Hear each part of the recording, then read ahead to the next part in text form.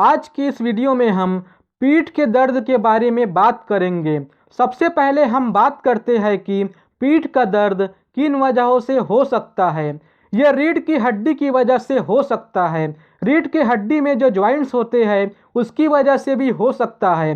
रीढ़ के हड्डियों से जुड़े हुए मांसपेशी होते हैं उसके वजह से भी होता है, या वहाँ से जो नसें निकलती है उसके दबने या उसके इंजरी से होता है।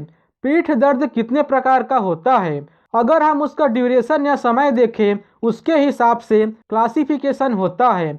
जो 12 हफ्ते से कम हो उसे हम एक्यूट पीठ का दर्द बोलते हैं। जो 12 हफ्ते से ज़्यादा का होता है उसको हम क्रॉनिक पैकेट या क्रॉनिक पीठ का दर्द बोलते हैं। दूसरा जो क्लासिफिकेशन होता है वो होता है कि किस वजह से पीठ का दर्द हमको हो रहा है। अब किस वजह में से एक होता है नॉन स्पेसिफिक, जिसका हमें कारण नहीं पता होता है, और कुछ कारण जो पीठ दर्द के होते हैं वो स्पेसिफिक कारण होते हैं, जैसे इन्फेक्शन की वजह से हुआ हो या कैंसर की वजह से हुआ हो या चोट लगने से किसी हड्डी के फ्रैक्चर की वजह से हुआ हो।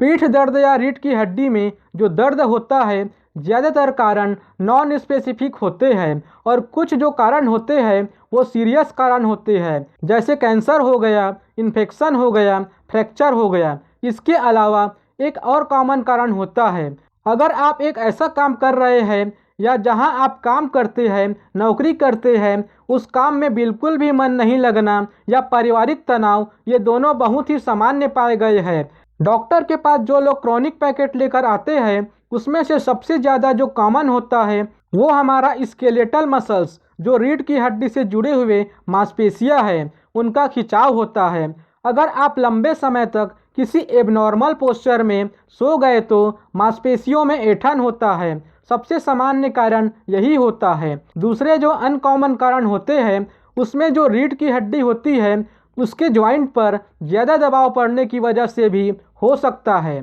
फ्रैक्चर का, कहीं आपका एक्सीडेंट हुआ या कहीं चोट लगा अनजाने में जो आपको पता नहीं लगा और आपको बैक पेन हो रहा है, इसकी वजह से भी बैक पेन की समस्या होती रहती है। दूसरे अनकॉमन जो कारण होते हैं वो है स्पाइनल डिस्क डीजनरेशन या ऑस्टियोआर्थराइटिस। यह बढ़ती उम्र के साथ ऐसे कारण पाए जाते हैं। प्रेगनेंसी रिलेटेड जो बैक पेन होती है वो 50% से ज़्यादा गर्भवती महिलाओं में पाई जाती है। कुछ पोस्चर्स है जो गर्भवती महिला को अवॉइड करना चाहिए, जैसे काफ़ी लंबे समय तक बैठना, लंबे समय तक खड़े रहना, ज़्यादा भारी वजन उठाना या आगे की तरफ ज़्यादा झुकना। ये सब जो चीज़ें हैं इसे गर्भवती महिलाओं को अवॉइड करना चाहिए।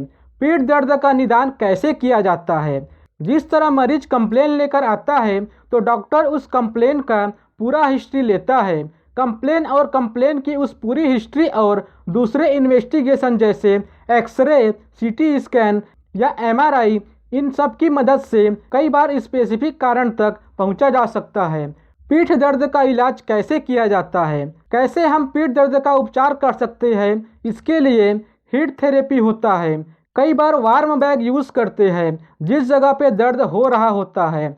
कोल्ड कंप्रेशन थेरेपी होता है तथा दर्द निवारक दवा के रूप में। कुछ एक जो कारण होते हैं पीठ दर्द के, उन केसेस में सर्जरी करनी पड़ती है। आधुनिक समय में कुछ सर्जरीज जो है वो की होल सर्जरी के रूप में की जा सकती है।